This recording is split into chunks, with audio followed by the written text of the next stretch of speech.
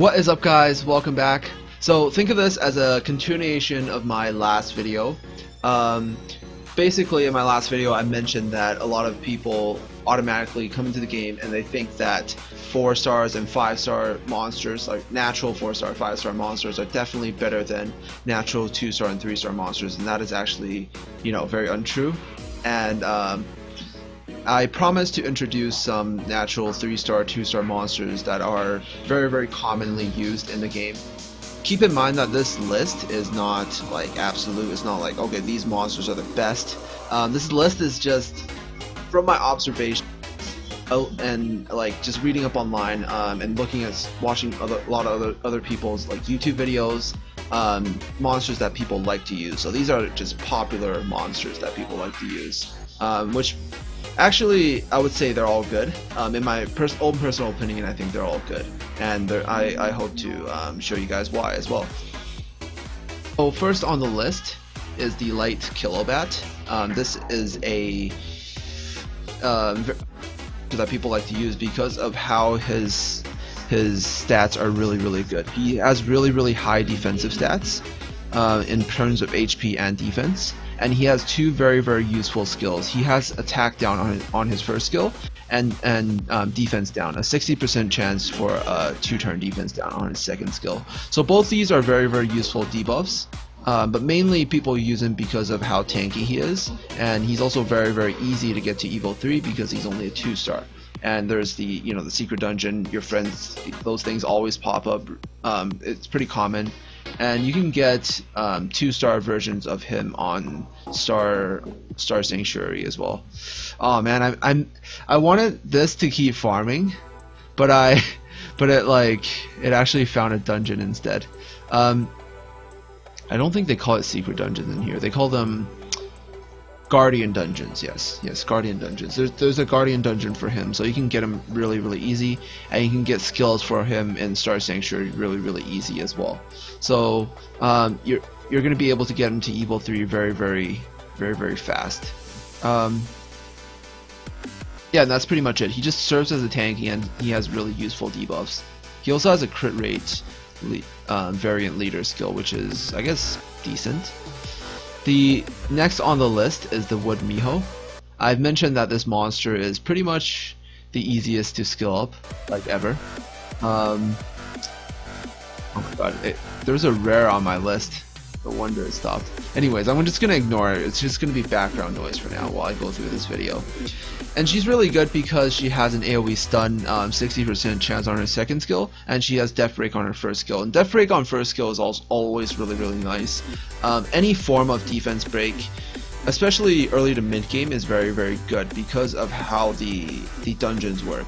A lot of times, like for B4, B5, and B6 Golem dungeons, the boss is actually, like, a very popular strategy against the boss is actually to just nuke him down. It's not to actually, tank through it, heal through it. You don't need any of that. You just need like straight out raw damage, and you just nuke through it. So Death Break is very, very useful as a skill in pretty much all monsters, all like farmable 3-star monsters early on. So she has defense break, stun. Her stats are pretty decent. I'm not gonna go over stats in this video. I'm just gonna basically go over the skills. I'm gonna talk a little bit about the stats.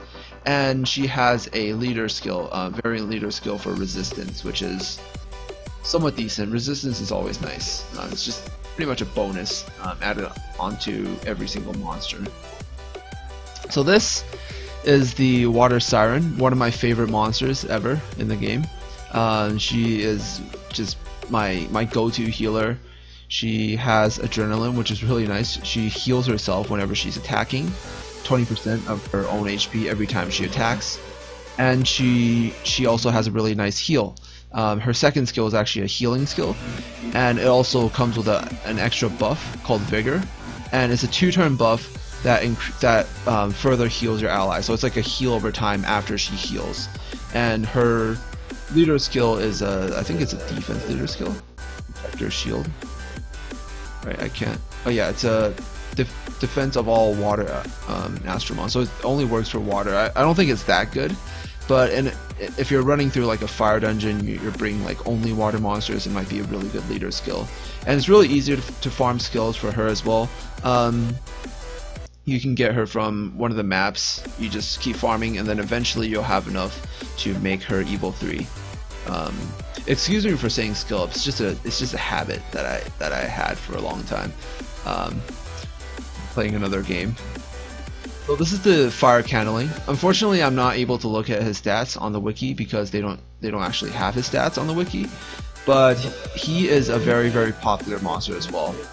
People often think of him as a replacement for like the fire Yuki or fire succubus, but it's probably better. Like I explained in the previous video, it might be better to use him than the fire Yuki and succubus because he has farmable skill ups, so it's easier to get him to Evo 3. He has 2 defense downs, and it's a 60% chance. And his second one also lasts 2 turns. So both his defense breaks last 2 turns, and he also has a critical boost variant leader skill of 20%, which is really, really nice. So he basically serves as a defense breaker, and I don't think there's much to say. Like you nuke through shit. He's a really nice nuker. I would say he's probably one of the best. Like out of all these monsters I've mentioned, he's probably one of the top ones, like top 1 or 2 that I would definitely recommend because of how dungeon progression works early on. If you have like a strong nuker, you can do a lot of shit. So he definitely is really, really recommended on my list. This is the water lat. Someone actually recommended this to me, and I never actually raised him. He's really nice because he also has defense down. You'll notice defense break is a very, very common trait in all these monsters because of how early game works. Defense break is, I think, late game as well. Like defense break is just probably the most powerful debuff within the game. So a lot of these monsters will probably have defense down, with the exception of the healers and stuff, of course. He has a 60% chance defense break for 2 turns, 60% chance for attack down on his AoE. And attack down is also really, really useful. It cuts the enemy's attack in half. And he's a HP based monster, so he's not exactly a nuker, but he does provide that defense break for his allies. And he has a leader skill for the Astromon League for 30 to 35% attack, which is, I guess, somewhat decent. I can't say too much. He's really tanky. He has really, really high HP if you get him to Evo 3. So he's just basically there to tank, survive, provide the defense break for your team, and attack down to also help your team survive in dungeons a little bit more. Just all in all, really nice monster, and you can get him for free. And he's really, really easy to raise. Like he's a lot easier to raise than the other 3 stars I mentioned because there's a 2-star version of the lat that you can farm. So you can pretty much get him to Evo 3 just like within a few runs of the maps. You can get him to Evo 3 like immediately, just like that. So definitely really, really recommended as well. This is the Kokomon or Kokomaru. He is a monster that was recommended to me by someone on stream, and he's basically a sap monster. Like he's there to provide sap for your team, and he's just there to you know, like sap is I would say a little bit later on than the defense break part of the game. Sap is mainly used on monsters where you don't have the build to provide attack and survivability for your team. Like you don't have the gems to do that yet, but you still want to progress. And you can use that by abusing the sap debuff, which does a damage over time on enemies, which is a set amount of damage over time, like 5% each turn. So basically you can just build him really tanky, and one of the other reasons why he's good is because he also has a stun on his first skill, and stun helps your team survive within the like mob stages of the dungeon, especially early on. Like if you go in the fight and you just stun one of them, instantly the next turn when they attack, only 3 of them can attack, which helps your team survive a lot more. So this is a little bit later on in the game when you want to rely on sap and stuff. A lot of people don't like building sap. There's probably two ways to build, like, you know, two types of teams I've seen for like Golems V10. There's the sap team, like basically you just build everyone tanky, and then you just use sap to slowly take down all the mobs and the boss. And there's like the nuke teams where you basically just nuke down the boss. But the nuke teams are a little bit harder to build because you will need attack stats and you will also need defensive stats to make sure your team survives. And if you use a sap team, all you have to worry about is defense. So the rune requirement for a sap team is not as high as a nuke team. But early on you can't rely on sap. You pretty much, like for B4, B5, and B6, you need to nuke through the boss. So you know, defense breakers are really useful there. So the next monster is the Wood Mona. This is a monster that actually confused me in the beginning. I actually pulled a very similar monster, the Wood Nightmare. She pretty much has the exact same skill. I would say the Wood Nightmare is like a the exact stronger version of her. But the Wood Mona is still almost just as good. I didn't actually understand why she was good until I've actually built up my Wood Nightmare. When I first saw the Wood Nightmare skills, I was like, okay, I was really confused. I was like, okay, why did the tier list rate her as an S? Why is she so good? But after using her a while, I actually understood the power of, you know, the adrenaline AoE taunt combo.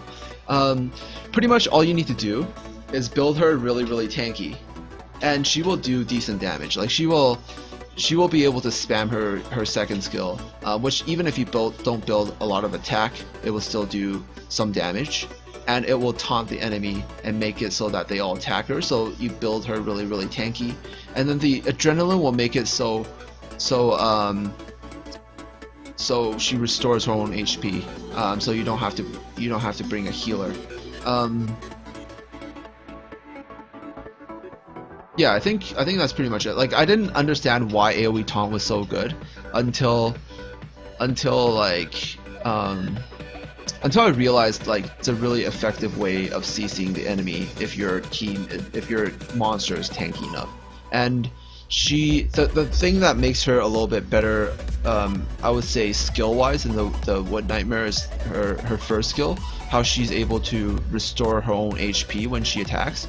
So she doesn't even need a healer. She'll just keep taunting, forcing the enemy to attack her, and then she'll keep healing back with her first skill whenever she attacks. So really nice combo. Very good for, I guess, just, you know, it's always nice to have one monster on your team to soak up the damage. And she has a leader skill for Wood Astromon. You know, the element-based leader skills aren't that useful unless you're building like a mono-element team for certain dungeons. And this is the last monster I want to recommend. This is one of the monsters I raised. I'm really happy with her ever since I raised her. She helped me a lot in clearing the Starstone dungeons because of how the Starstone dungeons are fire. And she's a sapper. You know, I mentioned before with the Kokomon. Sappers, you don't really need to build you don't need to build any attack. You just really need to worry about defensive stats and making sure that they survive. And she actually has the highest sap chance out of all the sappers for 3 stars, for natural 3 stars. So she's probably my most recommended sapper. She has a 60% chance to inflict sap for 1 turn on her first skill, and her second skill is an AoE 60% chance to inflict sap for 2 turns. She also has the resist leader skill, which is really nice if you want to build like a defensive based sap team for your dungeons. And she has, I would say, a pretty decent amount of HP and defense as well. You know, because she's a balanced type. She also has a little bit of attack, which is always a bonus, but you don't really need to worry about that. So yeah, this is pretty much it. This is just a very simple list. I decided to use the wiki because it was a lot easier than clicking through the game. Hopefully this helped you guys out. I don't think this is a complete list of all the best 3 stars. There's definitely a lot more that I didn't include, like the the light Cosmo, which is like a healer, but that's for like a little bit later on in the game, and the light Ghost, which pretty much has like only a single use for like Tower of Chaos. But this is like just generally some of the most commonly used monsters. I wouldn't say this is the list of the best monsters. I would say this is a list of the most commonly used farmable monsters in the game. So that's pretty much it. Hopefully this gave you guys some ideas on how you want to raise monsters and how you want to build your team. And this is definitely a lot longer than my other videos, and hopefully you guys enjoyed. I'll see you guys in the next video. Peace out.